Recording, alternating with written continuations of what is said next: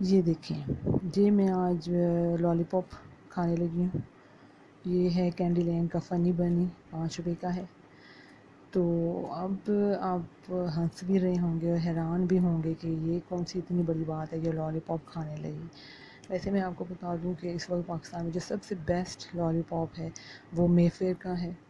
उसमें कैरमल और chocolate flavour आता है। चॉकलेट थोड़ा कड़वा हो जाता है, तो मेफेयर का कैरमल फ्लेवर जो है वो बेस्ट जा रहा है।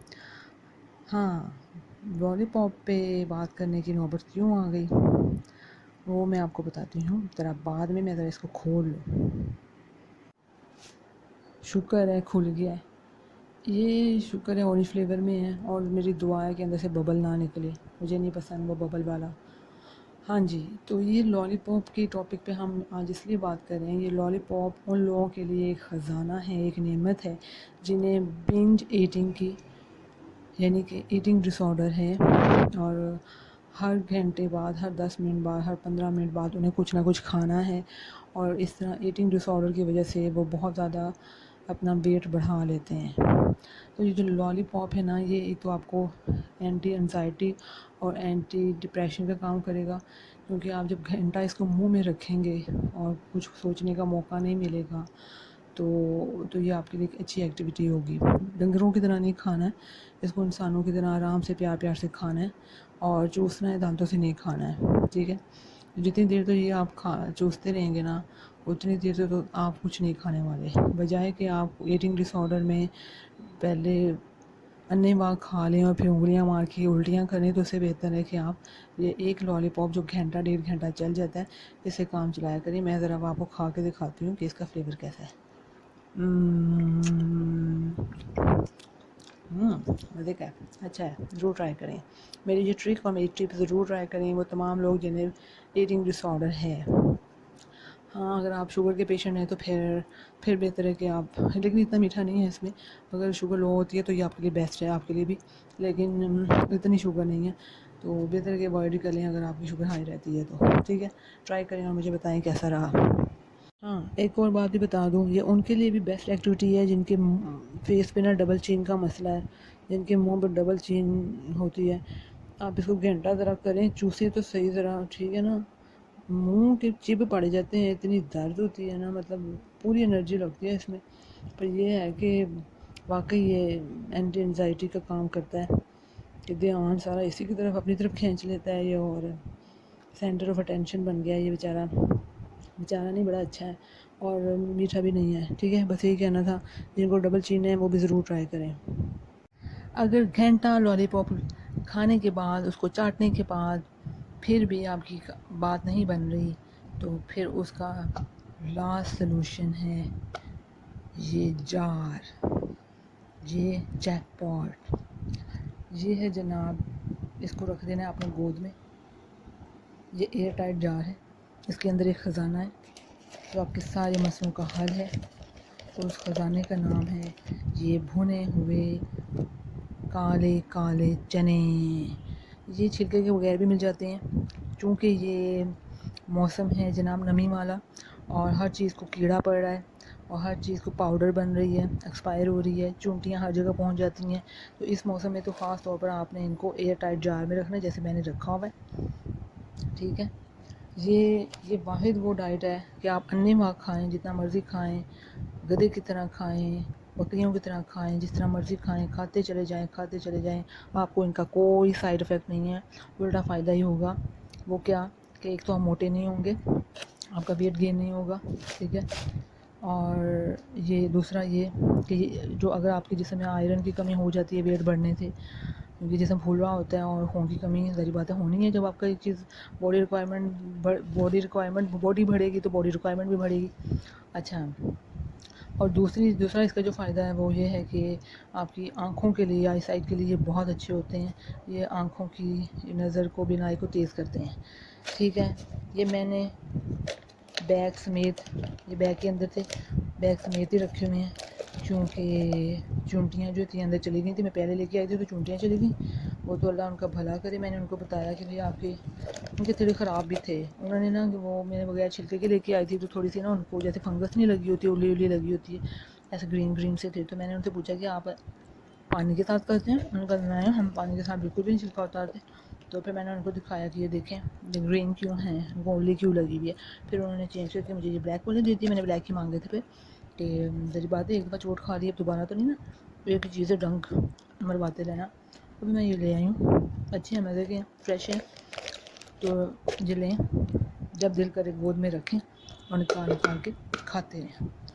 ये है आपके मसले का हल, उन लोगों के मसले का हल जिन्हें ईटिंग डिसऑर्डर है। मुझे ईटिंग डिसऑर्डर नहीं है, लेकिन ये है कि मैं जब टेंशन में होती हूँ ना, फिर मेरा भी दिल करता है कि काश मैं साथ साथ सोचती भी जाऊँ, कुछ खाती भी जाऊँ। तो हाँ, ये ईटिंग डिसऑर्डर की एक माइनर सिम्टम है ये भी। लेकिन कोई भी बीमारी जो है वो 3 से ज़्यादा सिम्टम हो तो उससे ज़ाहिर होती है। लेकिन मेरी सबसे यही मसला है कि जब मैं सोच रही होती हूँ या परेशान होती हूँ, मेरा दिल करता है कि मैं भी कुछ साथ साथ खाती जाऊँ। लेकिन मुझे बाकी ईटिंग डिसऑर्डर वाली सिम्टम नहीं है। ईटिंग डिसऑर्डर में होता है कि पहले गर्ल्स या बॉयज़ बहुत ज़्यादा खा लेते हैं, उनको पता भी होता है कि हमारा वेट ओवर है। मेरा वेट भी ओवर नहीं है, अल्लाह का शुक्र। तो वो पहले बहुत ज़्यादा खा लेते हैं, कम भी हो सकता है, ऐसा नहीं है कि सब ईटिंग डिसऑर्डर वालों का वेट ज़्यादा ही हो। वो बहुत ज़्यादा पहले खा लेते हैं, फिर उंगलियां मार मार के ना वॉमिट करते हैं, क्योंकि उनको वहम पड़ जाता है कि ये जो हमने खाया ये हमारी बॉडी को लगेगा और हमारा वेट जो है वो ओवर हो जाएगा। और इस तरह की और बहुत सी सिम्टम हैं जो आपको गाहे बगाहे बताते रहेंगे। ठीक है जनाब, ट्राई करें, पहले ट्राई किया करें। फ़ायदा नहीं तो नुकसान भी नहीं है, तो ट्राई तो करके देखें। तो क्या पता आपके लिए ये ट्रिक आपके लिए ही हो। ट्राई करें और मुझे बताएं, और मेरे चैनल को लाइक सब्सक्राइब करना ना भूलें। टिल देन टेक केयर, अल्लाह हाफिज़। जी, तो आज आपने मेरे मुंह से बहुत सुन लिया, ईटिंग डिसऑर्डर सुबह से सुन रहे हैं। तो मैंने सोचा ज़रा मैं आपको थोड़ा सा बता भी दूँ कि ये ईटिंग डिसऑर्डर है क्या। ईटिंग डिसऑर्डर जैसा सुनने में बहुत इजी लग रहा है, ये इसकी एक टर्म नहीं है, इसकी 3-4 टर्म्स होती हैं। और ईटिंग डिसऑर्डर इतनी इजी अंडरस्टैंड करने वाली बीमारी नहीं है, ये काफ़ी कॉम्प्लिकेटेड बीमारी होती है। ठीक है, सुनने में बहुत ऐसा लगता है कि बहुत सिंपल सी होगी, नहीं ऐसा कुछ नहीं है। इवन जब हम स्टूडेंट्स थे साइकोलॉजी के, तो हमें इसको क्लियर करने में काफ़ी वक्त लगा था। लेकिन मैं सिंपल वर्ड में आप लोगों को बता दूं कि आप तो स्टूडेंट नहीं हैं, लेकिन आप लोगों को मालूम होना चाहिए। एक तो गुड न्यूज़ फॉर बॉयज़ कि ये सिर्फ बॉयज़ में 10% होती है और 90% जो है ये गर्ल्स में होती है और लेडीज़ में होती है। ठीक है, दूसरा ये कि हाँ, आजकल पहले वक्तों में भी होती थी लोगों को, लेकिन अब बढ़ रही है, क्योंकि गर्ल्स जो हैं वो हर चीज़ में, गर्ल्स क्या, ये जनरेशन हर चीज़ में शॉर्टकट निकाल रही है। अब ईटिंग डिसऑर्डर की 2 टाइप्स हैं। ठीक है, पहले मैंने कह दिया, it's not as simple as it's look like, कि ये सुनने में जैसे लगता है कि ये बहुत सिंपल होगी, पर ऐसा है नहीं। अच्छा, इसकी 2 टाइप्स हैं। तो टाइप्स का एक है एनोरेक्सिया कहते हैं उसको, और दूसरे को बुलिमिया कहते हैं। तो मे बी मैंने ठीक प्रोनाउंस ना किया हो, कि ये मुझे स्टूडेंट लाइफ से ही बड़ा मसला है कि मुझे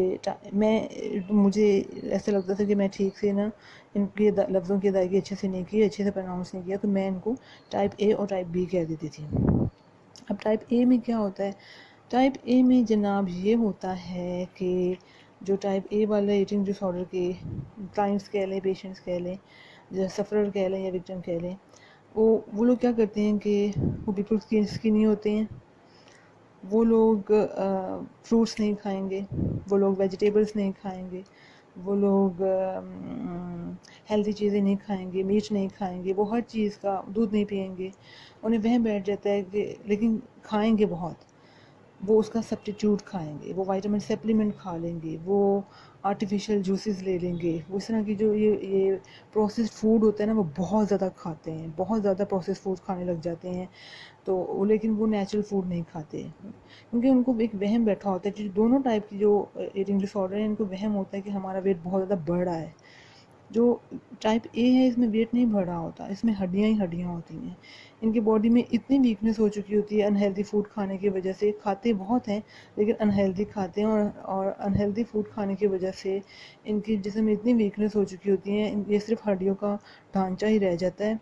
और इनके दिल बहुत कमज़ोर हो जाता है, किसी भी वक्त इनको हार्ट अटैक हो सकता है, इनका ब्रेन डैमेज हो जाता है, इनके फर्टिलिटी चांसेस बहुत कम हो जाते हैं। ठीक है, और दूसरी डेफिशिएंसी तो रहती ही हैं। तो एक तो ये हो गया। और ये क्या करते हैं कि जब ये खा लेते हैं ना, अनहेल्दी फूड भी खा लेते हैं, सप्लीमेंट खा लिया, विटामिन सप्लीमेंट की बोतल खा ली और ये वो, तो फिर भी ये फिंगर मार के ना निकाल देते हैं, क्योंकि इनको ये वहम होता है कि हमारा वेट गेन हो रहा है। जो कॉमन सिम्टम है, ये बार बार अपना करते रहते हैं चेक, के हमारा शीशे के सामने खड़े होके कि हम कितना बड़े हैं, कितना वेट गेन कर लिया है, और ये वेट चेक भी बहुत करते हैं। ठीक है। जो दूसरी टाइप है, ये टाइप ए थी। टाइप बी में ये होता है कि वाकई वो बहुत ज़्यादा खाते हैं, वो हर टाइप की चीज़ बहुत बहुत बहुत ज़्यादा खाते हैं, ओवर ईटिंग करते हैं अपनी रिक्वायरमेंट से। ठीक है, क्योंकि उनके कंट्रोल में नहीं होता, तो वो बहुत ज़्यादा जब खा लेते हैं तो वो क्या करते हैं कि वो फिंगर मार के सारा कुछ ये भी बाहर निकाल देते हैं। लेकिन इनका वेट ज़्यादा होता है, क्योंकि ये वाकई ये हर तरह की चीज़ खा लेते हैं, आर्टिफिशियल भी, प्रोसेस्ड भी, नेचुरल भी, फ्रूट्स भी, वेजिटेबल्स भी। इनका किसी भी चीज़ पे कंट्रोल नहीं होता, ये हर चीज़ खा लेते हैं, तो उसकी वजह से इनका जो है वेट बहुत ज़्यादा गेन हो जाता है। तो ये है जनाब ईटिंग डिसऑर्डर, दोनों भी अच्छी नहीं है। तो ज़ाहिर बात है, ये सारी ना नफ्स की बीमारियां हैं, देखा जाए तो आप अपने नफ्स को ट्रेन करेंगे ना। देखिए, मैं हमेशा एक बात कहती हूँ कि बच्चे तो यतीम भी पल जाते हैं, लेकिन पेरेंट्स नेमत इसलिए होते हैं कि वो ट्रेन कर रहे होते हैं, अगर उनकी तरबियत करने की वजह से वो एक नेमत बन जाते हैं। तो अगर आप बच्चों की नफ्स की भी तरबियत करते हैं ना, तो आप अपनी सारी नस्लें संवार रहे हैं, अपनी कब्र संवार रहे हैं। तो नफ्स की ट्रेनिंग ज़रूर करें, ये सारा नफ्स का खेल है। तो फिर दुआओं के साथ भी अपनी नफ्स की ट्रेनिंग करें, जो अनबिया ने और कुरान ने आपको दुआएं सिखाई हैं वो पढ़ते रहें, फिर हमारे मोहम्मद सल्लल्लाहु अलैहि वसल्लम ने ख़ास तौर पर जो सिखाई, और प्रैक्टिस भी करते रहें। हमें अपने आप को खुद से कंट्रोल करना है, समझाना है।